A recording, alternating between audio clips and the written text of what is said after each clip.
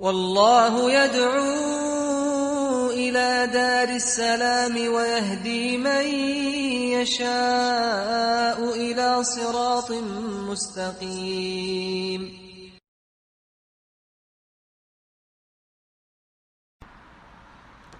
إن الحمد لله نحمده ونستعينه ونستغفره ونتوب إليه ونعوذ بالله من شرور أنفسنا ومن سيئات أعمالنا من يهده الله فلا مضل له ومن يضلل فلا هادي له وأشهد أن لا إله إلا الله وحده لا شريك له وأشهد أن محمدا عبده ورسوله صلى الله عليه وعلى آله وصحبه وسلم.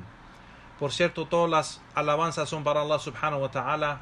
Lo alabamos, le pedimos ayuda, le pedimos perdón, nos arrepentimos a Él subhanahu wa ta'ala, buscamos el refugio en Él de nuestras malas obras y almas. Quien Allah subhanahu wa ta'ala lo guía, no hay nadie quien desviarlo, y quien Allah subhanahu wa ta'ala lo desvía, no hay nadie quien guiarlo. Atestifico que no hay nada que merece ser adorado en verdad excepto Allah subhanahu wa ta'ala, solo y único, sin asociar nada con Él en adoración. Y atestifico que Muhammad es el siervo y el mensajero de Allah sallallahu alayhi wa ala alihi wa sahbihi wasallam. Allah subhanahu wa ta'ala dijo: Ya ayyuhalladhina amanu ittaqullaha haqqan tuqatihi wa la tumutunna illa wa antum muslimun. Oh creyentes, teman a Allah subhanahu wa ta'ala así como debe ser temido, y no mueren excepto que son musulmanes sometidos a Él subhanahu wa ta'ala. Allah subhanahu wa ta'ala dijo: Ya ayuhan nas, ittaqu rabbakum alladhi khalaqakum min nafsin wahida wa khalaqa minha zawjaha wa batha minhuma rijalan kathiran wa nisaa wattaqu Allah alladhi tasaaluna bihi wal arham Inna Allah kana alaykum raqiba. Oh hombres, teman a su Señor, quien nos ha creado de una sola alma, y de esa alma hizo su mujer o hizo su pareja, y de ellos dos hizo muchos hombres y mujeres. Teman a Allah, a quien le piden sus derechos y no rompen los lazos de la familia. Por cierto, Allah subhanahu wa ta'ala observa todo de ustedes.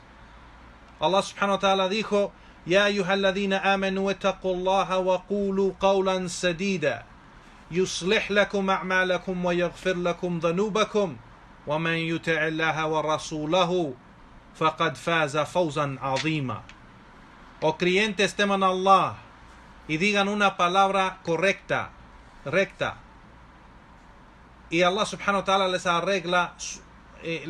arregla sus asuntos y les perdona sus pecados. Quien obedece a Allah subhanahu wa ta'ala y su mensajero ha obtenido un gran éxito. Amma ba'd, fa inna khayra al-kalam kalam Allah wa khayra al-hadi hadi Muhammadin sallallahu alayhi wa sallam wa shara al-amuri muhdathatuha wa kulla muhdathatin bid'ah wa kulla bid'atin dalalah wa kulla dalalatin fi an-nar. Por cierto, la mejor palabra es la palabra de Allah subhanahu wa ta'ala, su libro, el Corán. Y la mejor guía es la guía de Muhammad sallallahu alayhi wa sallam, su sunnah. Y lo peor de los asuntos son aquellos inventados en la religión. Cada invención es una bid'ah, es una innovación. Y cada bid'ah o cada innovación es un desvío. Y cada desvío está en el fuego. A lo que sigue, Hayakumullah ya Juan Barakallahu Fikum, regresamos a la clase de fiqh, que esta, inshallah, será una serie de clases sobre el tema de fiqh, jurisprudencia, y empezamos esta serie de clases de fiqh con el estudio del libro Shurut al-Salah wa arkanuha wa wajibatuha, las condiciones de la oración, sus pilares y sus obligaciones. Un tratado o un escrito por el Sheikh del Islam, el Imam Muhammad Abdul Wahhab rahimahullah ta'ala. Y vamos a usar la explicación de Sheikh Abdul Muhsin Al-Abbad, Hafidhahullah Ta'ala. Sheikh Abdul Muhsin Al-Abbad, ya Juan Barakallahu Fikum, como mencionamos en la semana pasada, en la primera clase, es uno de los grandes sabios de nuestro tiempo, uno de los kibar al-ulama, y es uno de los más grandes sabios en Medina, que tiene una silla en la mezquita del profeta sallallahu alaihi wasallam en Medina, donde enseña y ha enseñado ahí por muchos años, más de 40 años creo que tiene esa silla. Hafidhahullah Ta'ala, que Allah lo preserve. Vamos a usar la explicación del Sheikh de este libro, del texto original, que es el escrito de Sheikh Muhammad Abdul Wahhab Rahimahullah. Y para aquellos que puede ser que no conocen quién es el imam Sheikh Muhammad Abdul Wahhab Rahimahullah, era uno de los imams de la Sunnah, un imam y un sheikh, un sabio grande y imam que llamaba al Corán y la Sunnah y a Tawhid. Enseñaba a la gente Tawhid y advertía contra el shirk o el kufr o el bid'ah. Hacía advertencias contra el shirk, el politeísmo, el kufr, incredulidad, y la bid'ah, que es innovación. Que en el tiempo del Sheikh Muhammad Abdul Wahhab Rahimahullah, la umma en su tierra y en la mayoría parte del mundo islámico regresaron a tener prácticas de shirk y de kufr y de bid'ah. Y Imam Sheikh Muhammad Abdul Wahhab Rahimahullah era uno de esos sabios en su tiempo que trataba de rectificar el asunto de los musulmanes, en educarlos con el Corán y la Sunnah y advertirlos de todo lo que opone el Corán y la Sunnah y el camino de los Salaf Salih. Entonces, ya Juan, la semana pasada, si se recuerdan, empezamos con la primera parte del texto del libro Shurut al-Salah, las condiciones del Salah, donde el Sheikh Abdul Muhsin Al-Abbad explicó la primera parte de que mencionamos o que leímos del escrito de las condiciones de Salat de Sheikh Muhammad Abdul Wahhab, y vimos que el Sheikh explicó lo que es Shurut al-Salah, las condiciones de Salah, que Shurut, las condiciones, dice el Sheikh, que la palabra shart o condición es necesario entenderlo o entender esa palabra para saber bien el tema de lo que estamos estudiando. Entonces el shart, si se recuerdan, el Sheikh mencionó que en la Sharia, en la legislación islámica, el significado de esta palabra shart es ma yalzam min adamihi al adam wa la yalzamu min wujudihi wujud. ¿Qué quiere decir esto? Que la palabra shart o condición, que es completamente necesario para la condición para algo, es completamente necesario para que sea válido esa cosa. Y si no está presente esa condición, pues entonces no es válida esa cosa. Por ejemplo, el tahara y salah, o el wudu y salah. Por ejemplo, el wudu, una condición de la oración es que la persona esté en el estado de purificación, que esté en wudu, que esté en el estado de wudu. Entonces, si el wudu está presente, si el wudu no está presente, entonces el salah no es válido. No es válido. Entonces, la condición es el wudu. Y si está presente, entonces sí se puede hacer el salah y será válido. ¿Sí me explico? Pero aquí se dice no es válida esa cosa sin la condición. Pero si la condición está presente, no quiere decir que se tiene que hacer el salah. Lo explicamos la semana pasada y no sé si lo explicamos claro o no, pero eso quiere decir que sabemos que para hacer el salah hay varias condiciones y las mencionamos la semana pasada y vamos a hablar de eso en esta clase con más detalle. Pero por ejemplo, una de esas condiciones es la purificación, que la persona esté en el estado de vudú, por ejemplo, para hacer el salah. Entonces, una de las condiciones es el estado de vudú. Y si la persona quiere hacer salah, si ya es tiempo del salah y quiere hacer el salah, pues tiene que hacer el vudú porque es una condición para que su salah sea válido. ¿Sí me explico? Esa es una condición. Pero no quiere decir que si yo estoy en vudú y no es tiempo de salah, que tengo que hacer el salah. No, claro que no. Solo que es una condición para que sea válida el salah. ¿Sí me explico? Entonces, vamos para recordar lo que leímos la semana pasada, ya Juan. Vamos a empezar con lo que escribió Sheikh Muhammad Abdul Wahhab en esta primera parte. Y dijo, shurut al-salah tisa. Las condiciones de salah son 9. Al-Islam, la religión del Islam, es decir, fe. Al-Aql, el intelecto o la mente sana, que sea consciente la persona.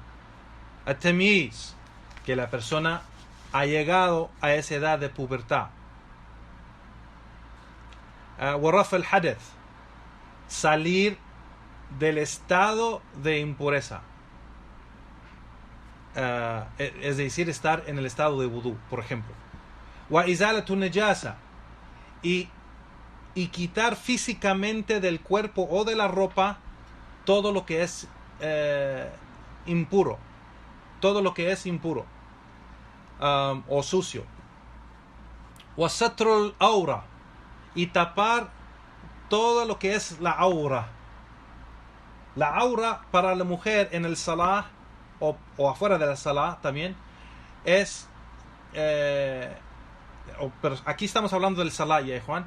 La aura para la mujer en el salah es que se tape todo su cuerpo excepto sus manos y su cara, excepto su cara y sus manos. Eso quiere decir, en la clase pasada les recordé, Juan, si se recuerdan, les mencioné de que muchas mujeres hacen el error de no tapar o cubrir sus pies. O sea, deben de usar calcetines.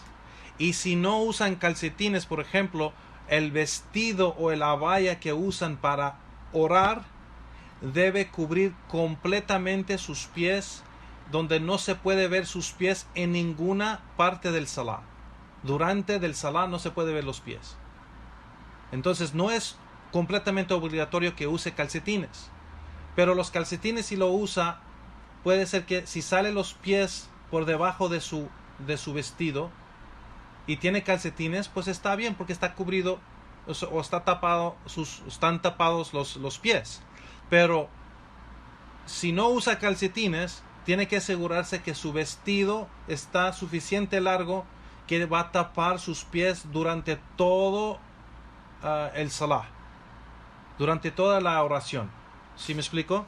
Entonces, satr al-aura, para la mujer tiene que tapar todo su aura, que en el salah la aura es tapar todo su cuerpo excepto su cara y sus manos.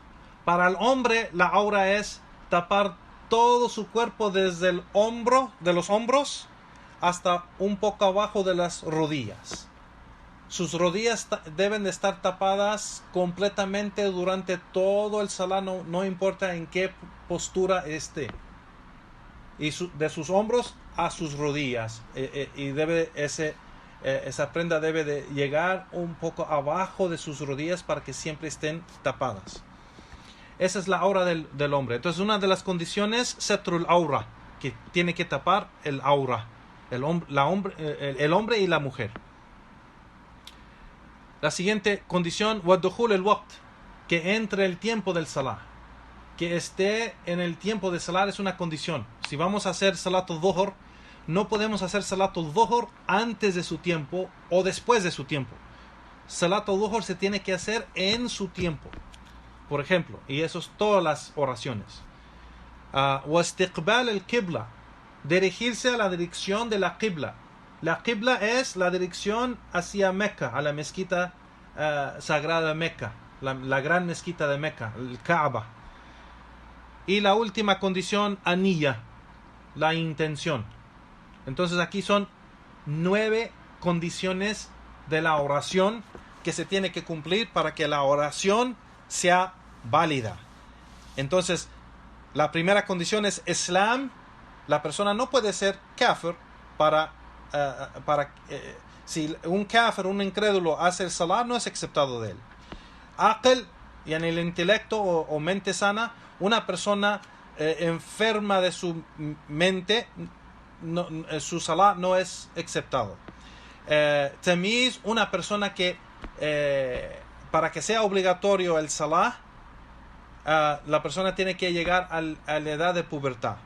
No quiere decir que un pequeño menos de esa edad no puede ser el salah, sí lo puede ser, pero no es obligatorio para él o para ella.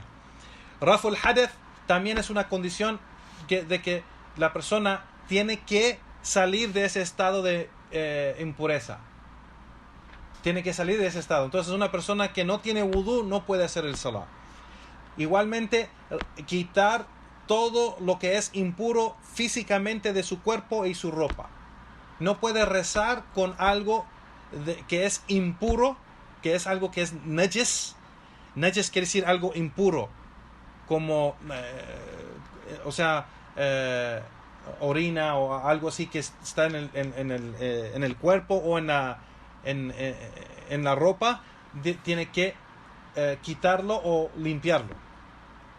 Igualmente, satrul aura tiene que tapar la aura. Y mencionamos eso. Entonces la persona, un hombre, por ejemplo, recuerdo que me llegó una noticia que un hombre, rezaba en sus calzones. Rezaba en sus calzones. Y tú sabes, los calzones llegan, normalmente están arriba de las rodillas. Y igualmente rezaba sin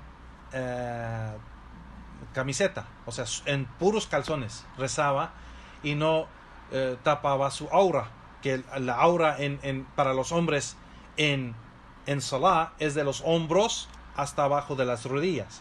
Entonces, como no tenía camiseta y solo rezaba en calzones que le llegaba arriba de las rodillas, pues entonces ese salah no es válido. Ese salah no es válido, y porque ser que no se ha tapado su aura, y eso es una condición del salah. Igualmente, la persona, la siguiente condición, que entre el tiempo del salah, la persona no puede rezar antes o después. No puede rezar. Hay mucha gente, subhanallah, que toma este asunto muy ligero, o sea, trabajan todo el día y no hacen salah hasta la noche. Hacen fajr, dhuhr, asr, maghrib y isha a las 10 de la noche o a las 11 de la noche. Y eso no es aceptable. Esas oraciones Allah no acepta. Allah, no porque yo lo digo o un sheikh lo dice, porque Allah, el din de Allah, la legislación de Allah subhanahu wa ta'ala, lo ha establecido la revelación de Allah subhanahu wa ta'ala, no nosotros. Y hay condiciones para el salah. Una de esas condiciones es que el tiempo de cada salah, o sea, cada salah tiene su tiempo. El tiempo cuando inicia, cuando entra ese tiempo y cuando sale. Y en medio de esos dos tiempos es cuando se hace el salah. No se puede hacer antes ni después. No antes ni después. Entonces el salah se tiene que hacer a su tiempo. Y no es aceptable, o Allah no acepta, o no es válido ese salah si se hace afuera o después de ese tiempo. Y la última condición, la intención, que debe de ser para Allah subhanahu wa ta'ala. La persona que lo hace para otro en vez de Allah subhanahu wa ta'ala, pues esa oración Allah no la acepta. Entonces, la semana pasada, ya Juan Barakallahu Fikum, mencionamos y leímos la primera parte que menciona Sheikh Muhammad Abdul Wahhab rahimahullah ta'ala, y empezó con la primera condición y dice o dijo en su escrito, en su tratado: الشرط الأول الإسلام وضده الكفر. La primera condición, al-Islam, la religión del Islam, es decir, la fe. وضده الكفر, y lo opuesto de esto es el kufr, incredulidad. والكافر عمله مردود ولو عمل أي عمل. Y la obra de un incrédulo es rechazado, no es aceptado, aunque haga lo que haga. وَدَلِيلْ قَوْلُهُ تَعَالَى, y la prueba de esto está en el dicho de Allah subhanahu wa ta'ala: مَا كَانَ لِلْمُشْرِكِينَ أَنْ يَعْمُرُوا مَسَاجِدَ اللَّهِ شَاهِدِينَ عَلَى أَنفُسِهِمْ بِالْكُفْرِ أُولَئِكَ حَبِطَتْ أَعْمَالُهُمْ وَفِي النَّارِ هُمْ خَالِدُونَ. Allah subhanahu wa ta'ala dijo: y no es para los politeístas mantener las mezquitas de Allah cuando ellos mismos son testigos de sus propias almas que son incrédulos. Ellos, o sea, para ellos sus obras son inválidas y ellos estarán en el fuego para siempre. Igualmente Allah subhanahu wa ta'ala dijo: وَقَدِمْنَا إِلَى مَا عَمِلُوا مِنْ عَمَلٍ فَجَعَلْنَاهُ هَبَاءً مَنْثُورًا.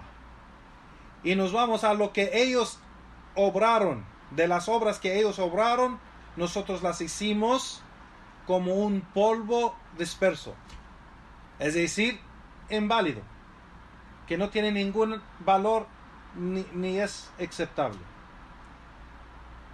Entonces, ya Juan Barakallahu Fikum, si se recuerdan de esta condición que mencionó el Sheikh Abdul Muhsin al-Abad en explicar esto, lo que escribió Sheikh Muhammad Abdul Wahhab rahimahullah, de que el incrédulo sus obras, Allah no acepta sus obras. Allah no acepta sus obras, por ser que una de las condiciones, no solo para Salah, pero para todas las obras buenas, todos los actos de adoración y todo lo que se hace para acercarse a Allah subhanahu wa ta'ala, Allah no acepta nada excepto con esa condición de Islam. No acepta nada. Una de esas condiciones es Islam. Es Islam. Entonces, las obras buenas de los incrédulos, Allah subhanahu wa ta'ala no acepta esas obras por ser que no tienen fe, y esa es una condición para que Allah subhanahu wa ta'ala acepte esa obra, que tiene que ser de un musulmán. Naam. Entonces, ya Juan Barakallahu Fikum, esa fue eso fue la primera condición que mencionamos la semana pasada, con la explicación de Sheikh Abdul Muhsin al-Abad,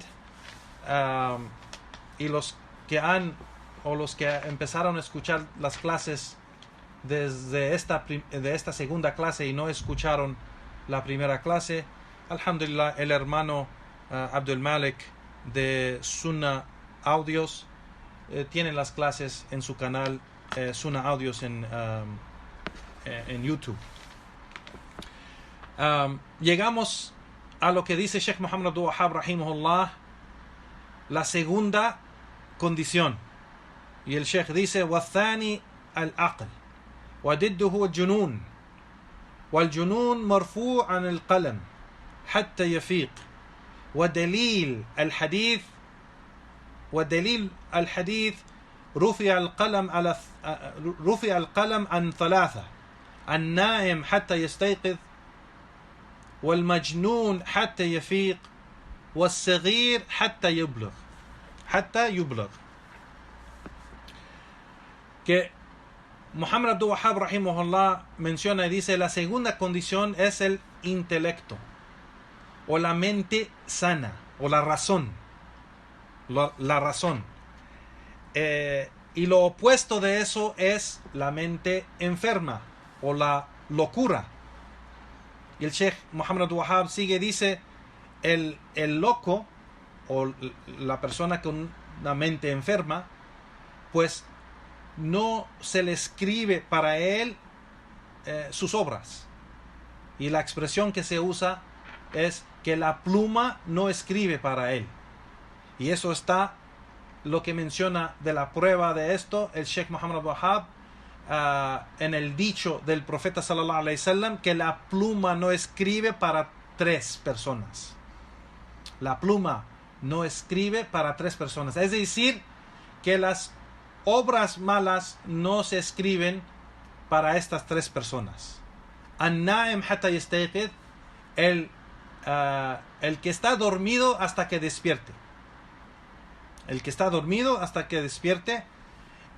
El majnun hatta yafiq, el loco o la persona que tiene una enfermedad de su mente hasta que se cure de esa enfermedad.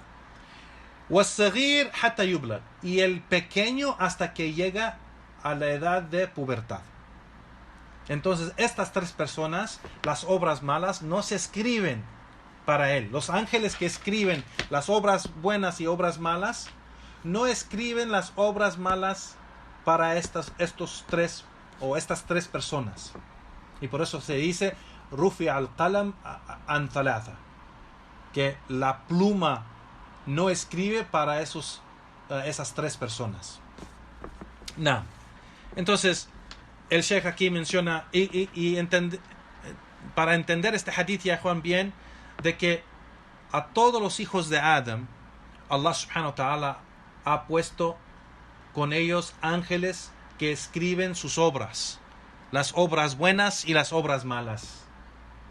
Entonces los ángeles que escriben las obras malas para cada hijo de Adam, cada ser humano, pues entonces para estos o estas 3 personas o tipos de personas no se les escribe las obras malas. El que está dormido hasta que despierte. Entonces el que está dormido, si hace algo cuando está dormido, sin estar consciente, pues eso no se escribe como una mala obra para él, porque estuvo dormido. Por ejemplo, si se voltea y le da un manotazo a quien está a su lado, por ejemplo, estando dormido, eso no cuenta como una obra mala para él. Igualmente, la persona que tiene una locura, que está loco, la persona que está loca o que tiene una enfermedad de su mente, hasta que se cure de esa enfermedad, tampoco se le escribe las obras malas. Entonces una persona en ese estado que hace algo que normalmente se ve como algo malo, no se le escribe esa obra mala. Los ángeles no escriben para él esas obras malas para él, por ser que él está en ese estado. Y el pequeño hasta que llega a la edad de pubertad. Y sabemos que todos los hijos de Adam, cuando están de niños, no se les escribe para ellos los pecados o las obligaciones, las cosas no son obligatorias para ellos hasta que lleguen a la edad de pubertad. No. El Sheikh menciona y dice, entonces es completamente necesario para la persona que hace el salah de que esté consciente y tiene su intelecto y está de mente sana, y no puede ser de una persona que no es consciente o tiene una enfermedad de su mente o locura. Así igual, por eso la persona que está borracha o endrogada, también eso aplica, que no tiene su razón, no es consciente completamente, y por eso el salah tampoco es válido para él. el Sheikh menciona, dice, la persona que se emborracha, él mismo se sacó o salió de ese estado de tener razón y ser consciente. Él mismo se salió de eso por emborracharse, y él está abajo de ese mismo juicio, o esa persona está bajo de ese mismo juicio, de que no tiene su intelecto, no tiene su razón, no es consciente completamente. El Sheikh aquí dice también, y el Sheikh Muhammad Abdul Wahhab rahimahullah usó como prueba este hadith, el hadith del profeta sallallahu alaihi wasallam, que la pluma no escribe las obras malas para 3 personas, y este hadith, dice el Sheikh, es sahih, está reportado en el Sunan de Abi Dawud y Sunan Nisa'i o Ibn Majah, y este hadith lo narró Aisha radiyallahu anha, y también se puede encontrar en el libro de Irwa al-Ghalil de Sheikh al-Albani, quien menciona que este hadith es auténtico que es sahih. Seguimos a la siguiente condición, ya Juan barakallahu fikum. El Sheikh menciona aquí la siguiente, lee lo que menciona Muhammad Abdul Wahhab rahimahullah, que dice: الثالث التمييز وضده الصغر والصغر وحده 7 سنين ثم يؤمر بالصلاة لقوله صلى الله عليه وسلم مروا أبناءكم بالصلاة للسبع واضربوهم عليها للعشر وفرقوا بينهم في المضاجع. Que Muhammad Abdul Wahhab dijo, la tercera condición es tamyiz. Tamyiz es llegar a la edad de pubertad. Y lo opuesto de eso es de que el niño es pequeño. Entonces, en la Sharia, en la legislación islámica, la persona ha llegado al bulugh, o ese tamyiz de la edad de pubertad, o es pequeño. Cada persona que no ha llegado a esa edad de pubertad se considera pequeño, es saghir, y por eso dice lo opuesto es pequeño. Su edad para que la persona empiece a hacer el salah es 7 años, y después se ordena con el salah. Y la prueba de esto está en el dicho, dice Sheikh Muhammad Abdul Wahhab, la prueba para esto está en el dicho del profeta sallallahu alaihi wasallam: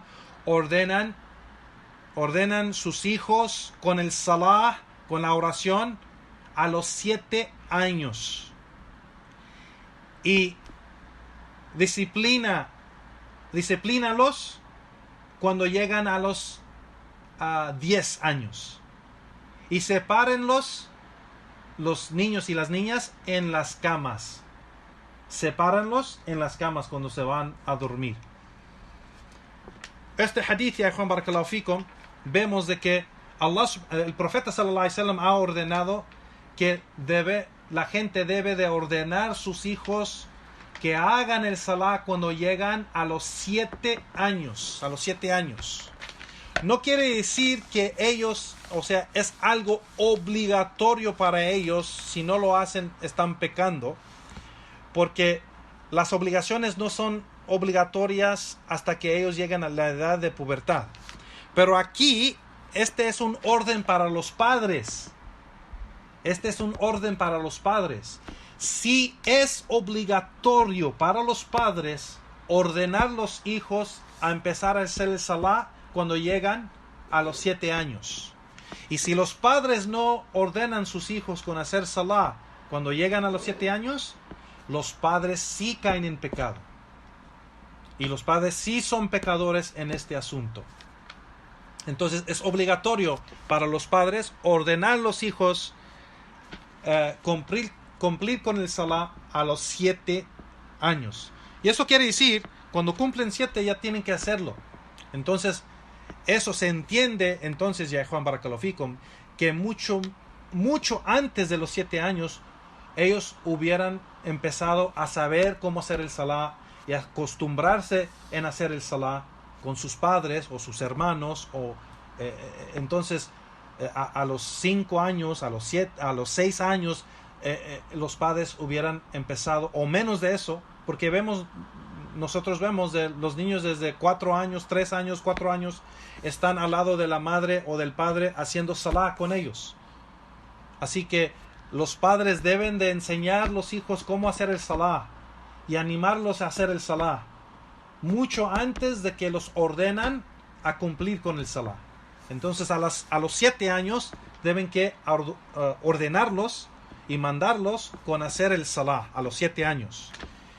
Y el profeta sallallahu alaihi wasallam dijo, hay que disciplinarlos cuando llegan a los 10 años. Es decir, cuando llegan a los 10 años, si no cumplen con el salah, hay que disciplinarlos. Aquí la palabra que usa el profeta sallallahu alaihi wasallam, wadribuhum alayha lil ashr. Aquí wadribuhum es pegarles cuando no cumplen con el salah. Y aquí esto es una prueba de que a los niños sí se le pueden pegar para disciplinarlos, y es algo que es mencionado en la sunna del profeta sallallahu alaihi wasallam. Pero tenemos que mencionar que pegar a los niños no es hacerles un gran daño, no es romperles la piel donde les sale sangre, no es quebrarles un hueso, no es causarles un gran daño. Es solo disciplinarlos para que entiendan que este asunto es serio, para que entiendan que no deben hacer tal cosa o que deben cumplir con tal cosa. No es hacerle daño, pero es más disciplinarlos. Y se tiene que entender eso, que el Islam no permite hacerle daño a nadie, no a la esposa, no a los hijos, no a nadie. No es permitido romper la piel de la persona donde le sale sangre, o darle una cachetada tan fuerte que le sale sangre de su labio, o que le pega en el brazo o en las piernas y le quiebra un hueso, o que le rompe el piel o ni siquiera que le salga un morotón grande. No se le puede pegar tan fuerte, porque eso es abuso, eso es algo que no es permitido. No es permitido en el din de Allah. Y es algo muy conocido que los padres dan cachetadas en la cara. Eso es haram. Aunque no sea tan fuerte. Eso es haram, ya Juan. De dar una cachetada así a una persona. No es permitido. Así que por ser que la cara es de honor, y no debe de humillar un padre a sus hijos en esa manera, especialmente en tratar de disciplinarlos, en darles unas cachetadas en la cara. No es permitido eso.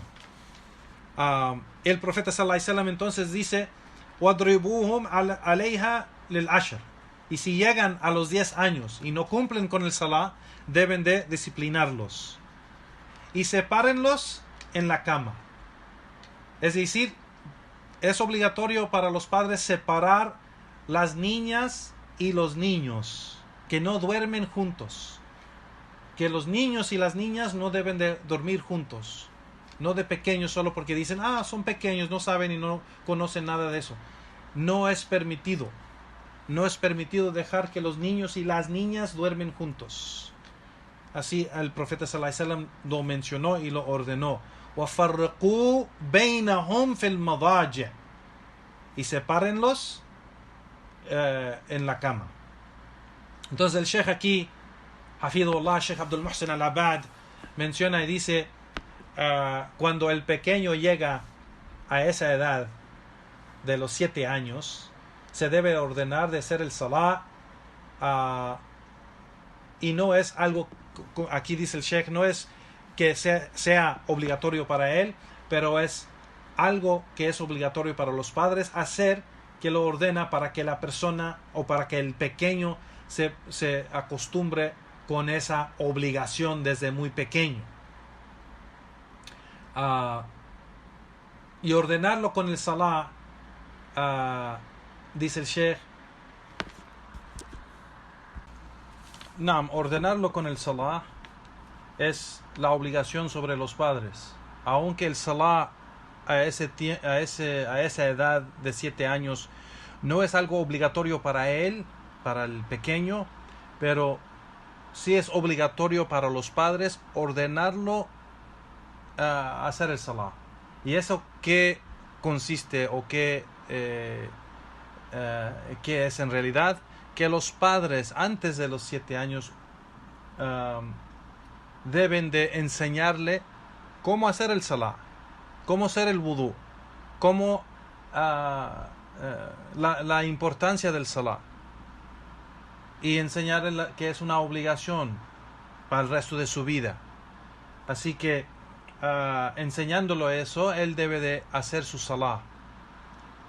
Cuando llega el Sheikh aquí menciona, y si llega a los 10 años, los padres deben de asegurarse que está haciendo o está cumpliendo con el salah. Y si no, pues deben de educarlo y disciplinarlo. El Sheikh aquí menciona en pegarle en una manera que no es un daño para él, no es un gran daño. Es decir, no le van a romper la piel o hacerlo sangrar o quebrarle un hueso o dejarle moratones por todo su cuerpo. No, porque eso es un abuso y eso no es permitido en el din de al-Islam. Pero deben disciplinarlo en una manera solo para educarlo y enseñarle que este asunto es serio y que debe de cumplir con ese mandato, para que se acostumbre de esa obligación. No. Y el Sheikh aquí menciona, dice que este hadith que mencionó, que el profeta sallallahu alayhi wa sallam dijo: Maru abna'akum bis salah li sab'a wadribuhum alayha lil ashr wa farriqu bainahum fil madaji', y ordenen a sus hijos con el salah a los 7 años y disciplínalos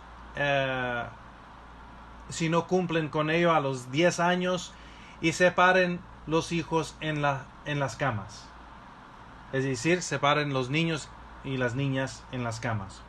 Este hadith, dice el Sheikh Abdul Muhsin al-Abad, hafidhullah ta'ala, dice este hadith es sahih, reportado en el Musnad de Imam Ahmed, igual en Abu Dawud. Igualmente en otra narración con otra expresión, pero generalmente el mismo hadith de Abdullah ibn Amr ibn al-As, reportado por Abu Dawud igual, y el otro hadith, otra expresión de Sibra ibn Ma'bud al-Juhani, reportado igual de Abu Dawud, y se puede ver en Irwa al-Ghalil de Sheikh al-Albani rahimahullah ta'ala, o rahimahumullah jami'an. Naam. Seguimos ya, Juan Barakallahu Fikum, a la siguiente condición, la cuarta condición. Y Sheikh Muhammad Abdul Wahhab rahimahullah dijo: Ash-shart al-rabi'. Ash-shart al-rabi'. Antes de entrar a esta siguiente condición, ya Juan Barakallahu Fikum, queremos mencionar que el Islam proteja el honor y la vida de todos, no solo los musulmanes, pero de todos. Entonces, aquí regresando al tema de pegar los niños o disciplinar los niños, no es permitido hacer daño a los niños en una manera dura y fuerte, donde causa daño a la vida del niño, sea psicológicamente o sea físicamente. No es permitido. Tanto que el profeta sallallahu alaihi wasallam prohibió pegar en la cara a los animales. Entonces, ¿cómo puede un padre que se enoja con su hijo darle una cachetada directamente en la cara a su hijo o hija? O golpearlos con un bate, o golpearles con algo que les va a hacer físicamente un gran daño.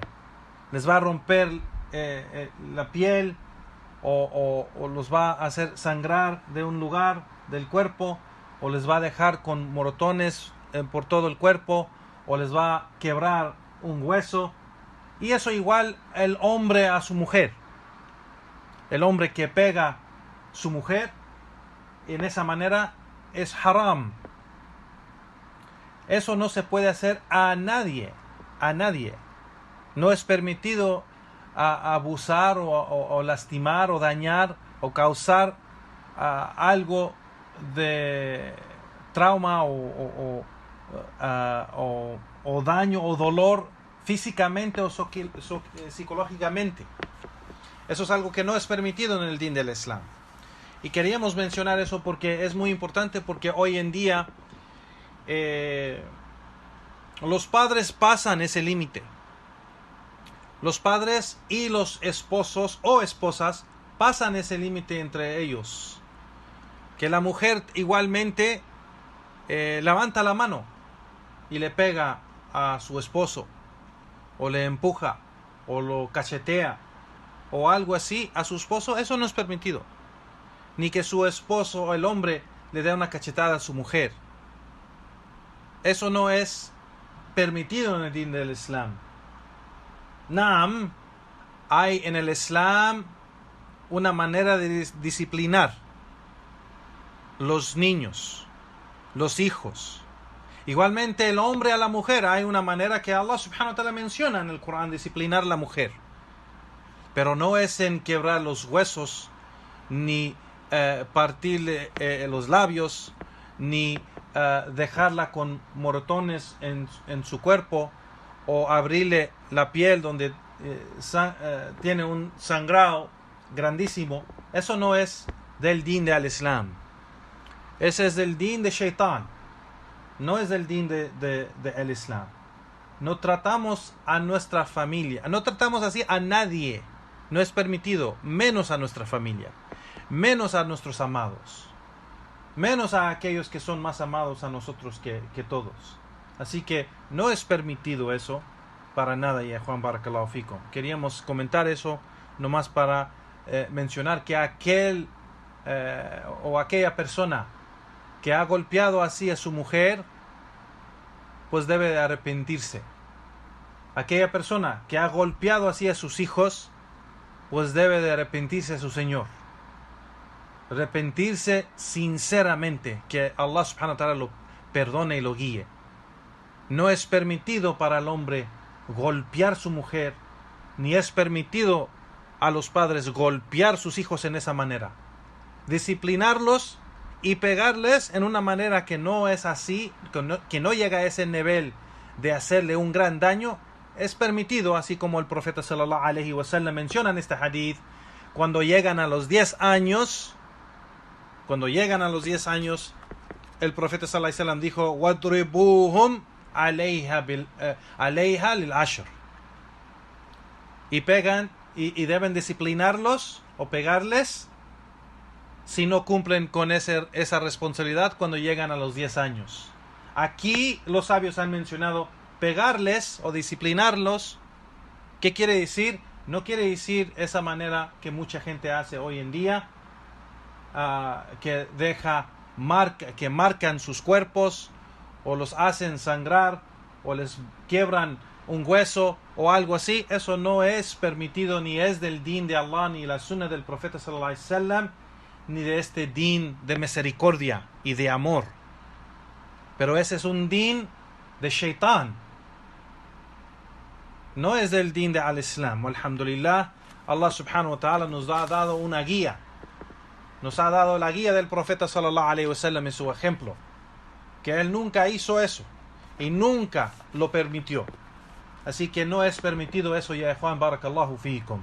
El Sheikh sigue con la siguiente condición, la cuarta condición, que dice Sheikh Muhammad Abdul Wahhab rahimahullah en su tratado, y dice: الشرط الرابع رفع الحدث وهو الوضوء المعروف والموجب الحدث. Que dice Muhammad Abdul Wahhab rahimahullah, Sheikh al-Islam, dice: la cuarta condición es رفع الحدث, es quitar o salir del estado de impureza, dice el Sheikh, que es el wudú, el conocido, el que saca a la persona de ese estado de impureza. Explica aquí Sheikh Abdul Muhsin al-Abad, hafidhahullah ta'ala, Allah lo preserve, dice: al-hadath, la impureza aquí, o el estado de impureza, es cuando sale algo de cualquier parte íntima, de las partes íntimas. Si sale cualquier cosa de allí, saca a la persona del estado de purificación y entra en ese estado de impureza. Y dice el Sheikh, y también cualquier invalidante del wudú, entra la persona en ese estado de impureza. Y vamos a hablar en la otra clase, ya Juan, de los invalidantes del wudú. Pero cualquier invalidante del wudú entra la persona a ese estado de impureza. Y el Sheikh menciona y dice: entonces el estado de hadath, o el estado de impureza, es aquel que se necesita el wudú para regresar al estado de purificación. Y el Sheikh dice: el hadath es ese estado en que la persona está en el estado de impureza. Hay de dos tipos: hadath al-akbar o hadath al-asghar. El estado de impureza mayor y el estado de impureza menor. El estado de impureza mayor se necesita el ghusl. El ghusl es bañarse, o es lo que se llama la ablución mayor, porque también la ablución hay de dos tipos, el mayor y el menor.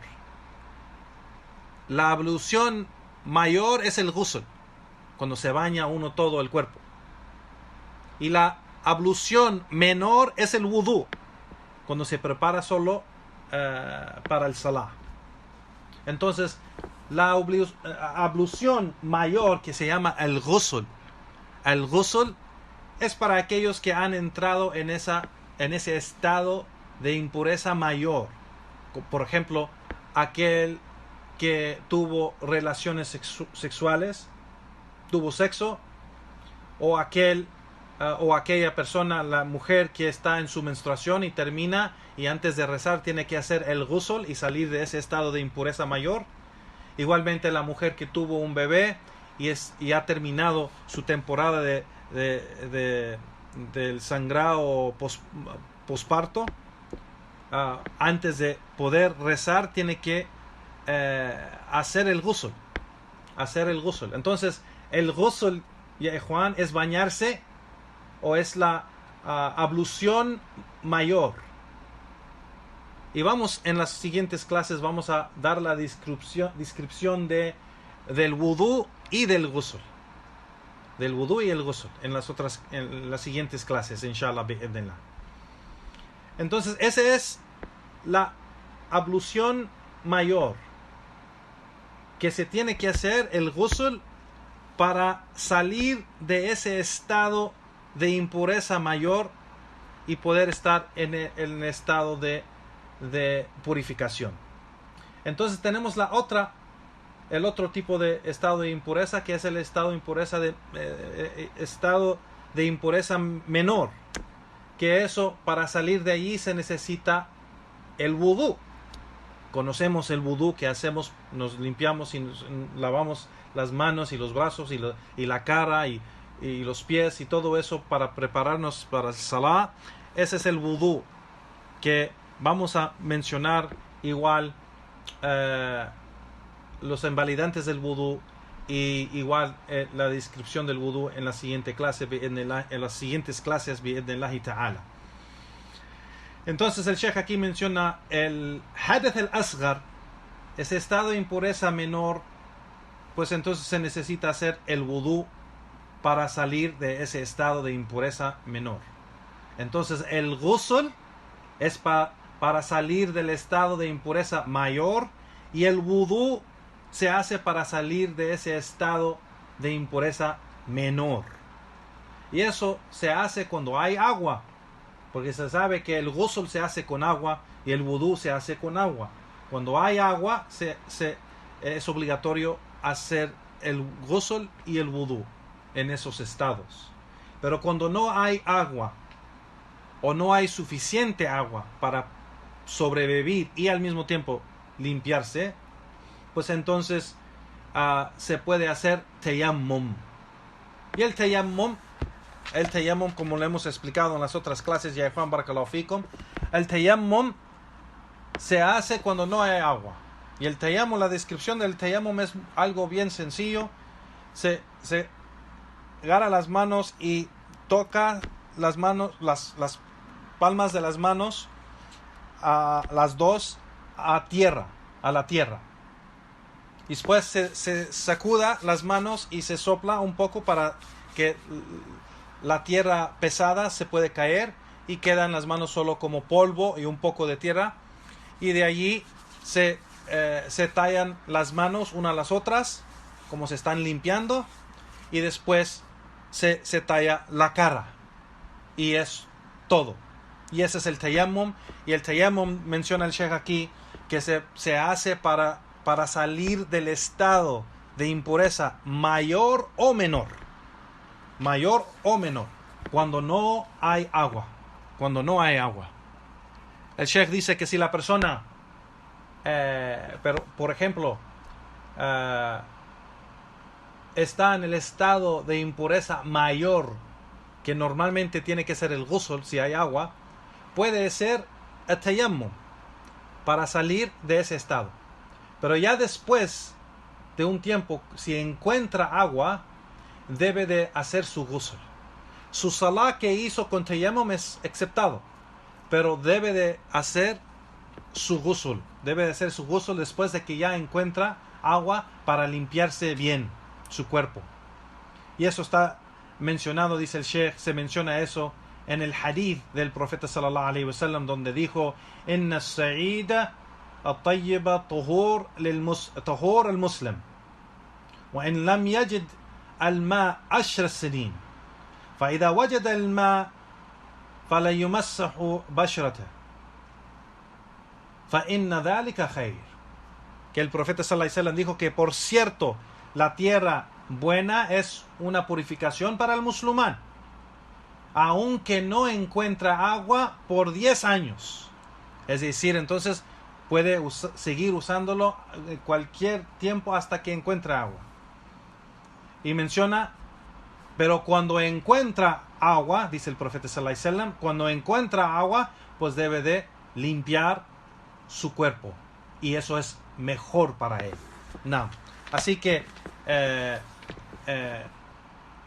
Sheikh aquí dice que este hadith está en el Tirmidhi, narrado por Abi Dharr radiyallahu ta'ala anhu, y Imam al-Tirmidhi dijo que este hadith es Hasan Sahih. Y se puede ver igual el libro Irwa al-Ghalil de Sheikh al-Albani, donde él también califica el hadith auténtico. Naam. Entonces dice el Sheikh, la persona hace ghusl cuando está en el estado de impureza mayor. Si la persona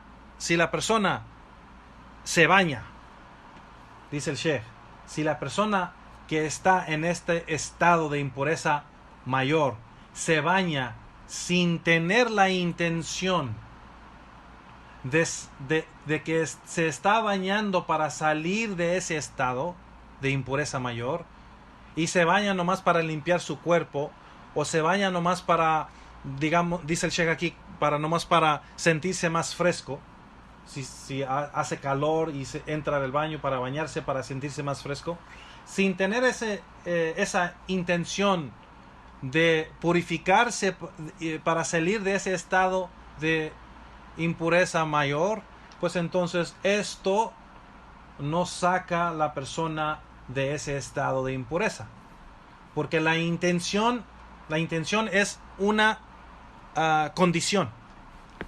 Y sabemos ya, Juan, barakallahu fikum, que la intención de todas las obras buenas y actos de adoración es una condición. Si se recuerdan, en muchas de las clases lo mencionamos varias veces, de que hay dos condiciones para que Allah subhanahu wa ta'ala acepte el acto de adoración o las obras buenas. Y eso, la primera cosa es que sea con ikhlas, que sea con la intención de que sea para Allah subhanahu wa ta'ala solo y único, primeramente. Y la siguiente condición, que sea acorde de la sunna del profeta sallallahu alaihi wasallam.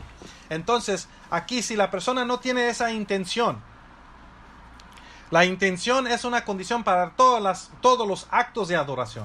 Entonces, si la persona no tiene una intención de que sea para Allah subhanahu wa ta'ala, para que salga de ese estado de impureza mayor, pues entonces solo se bañó y se limpió, pero no salió de ese estado. No salió de ese estado. Y el Sheikh aquí menciona de que para salir de ese estado de la impureza mayor o menor, es, por ejemplo, la persona hace wudú, se está lavando la cara y así nomás para sentirse más fresco, porque hace calor afuera, y no tiene la intención de prepararse para el salah, para salir de ese estado de impureza menor, pues entonces no se preparó bien y no salió de ese estado. Entonces, para salir de ese estado, no solo tiene que hacer el ghusl o el wudú, pero tiene que tener esa intención de salir de ese estado de impureza mayor o menor. ¿Sí me explico? Y eso es algo que es muy importante, y Juan, barakallahu fikum. Y vamos en la siguiente clase, Juan, vamos a explicar más sobre el tema del wudú, porque el siguiente capítulo es bajo de esta condición. Si se recuerdan, estamos en la cuarta condición. La cuarta condición es raf al-hadath. Raf al-hadath es salirse del estado de impureza. Salir del estado de impureza. Así que parte de salir del estado de impureza es hacer el ghusl y el wudú. Entonces el Shaykh al-Islam Muhammad Abdul Wahhab rahimahullah, después de esta condición, empieza a hablar de el wudú, las condiciones del wudú, shurut al wudú wa furud al wudú, las acciones obligatorias del wudú, es decir, la descripción del wudú, y los invalidantes del wudú, nawaqid del wudú, que son muy importantes. Y en estas siguientes clases se va a hablar sobre la descripción del wudú y la descripción del ghusl, y también vamos a hablar otra vez de tayammum, porque todas estas tres cosas, el ghusl, el wudú y el tayammum, están bajo de raf al-hadath. Esta cuarta condición, raf al-hadath, salir del estado de impureza mayor o menor. Así que en la siguiente clase, ya Juan, porque ya es la clase un poco larga ya, así que vamos a parar aquí, terminando lo que Sheikh el-Islam Muhammad Abdul Wahhab mencionó sobre Raf al-Hadath, y la siguiente clase vamos a seguir con las condiciones del wudú,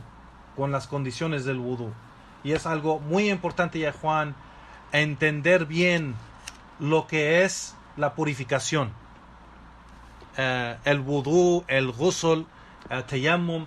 Hay muchísimos hermanos y hermanas, y me ha sorprendido muchísimo que todavía hay hermanos y hermanas de la comunidad de que todavía no saben hacer el vudú correctamente, o todavía no saben hacer el ghusl correctamente. Les falta algo, y en varias cosas puede ser que es un error que sigue y el vudú es aceptable, pero en otras cosas no hacen algo que es obligatorio, entonces el vudú no es aceptable y en realidad nunca sale de ese estado de impureza y el salá no es aceptado. Y eso es algo grandísimo, que la gente sabiendo, si se recuerdan cuando empezamos la clase, hablamos de las obligaciones de establecer el salá y el juicio de que el salá es obligatorio y quien abandona el salá es un incrédulo. Entonces, sabiendo la gran responsabilidad, los grandes mandatos de Allah subhanahu wa ta'ala y su mensajero en establecer el salá correctamente, debemos darle mucha atención en cómo hacer el salá correctamente. Y para hacer el salá correctamente tenemos que cumplir con las condiciones. Y de esas condiciones es la purificación, el wudú, el ghusl y el tayammum. Así que en las siguientes clases, ya Juan Barakallahu Fikum, vamos a hablar de eso. Saber las condiciones del wudú y las obligaciones del wudú y los invalidantes del wudú es muy importante para saber cómo hacer el wudú, cómo mantener el wudú y saberlo con conocimiento. Así que aquí vamos a parar por hoy, ya Juan Barakallahu Fikum, y en la siguiente clase seguimos con las condiciones del wudú. Wa Barakallahu Fikum, y le pedimos a Allah subhanahu wa ta'ala que nos aumenta en sinceridad, nos aumenta en conocimiento beneficioso, nos concede la práctica de ese conocimiento y que nos mantenga sobre el camino recto. Allahumma amin. Wa sallallahu wa sallam ala nabiyyina Muhammad wa ala alihi wa sahbihi wa sallam, wa akhir da'wana walhamdulillahi rabbil alamin. بارك الله فيكم يا إخوان وجزاكم الله خيرا.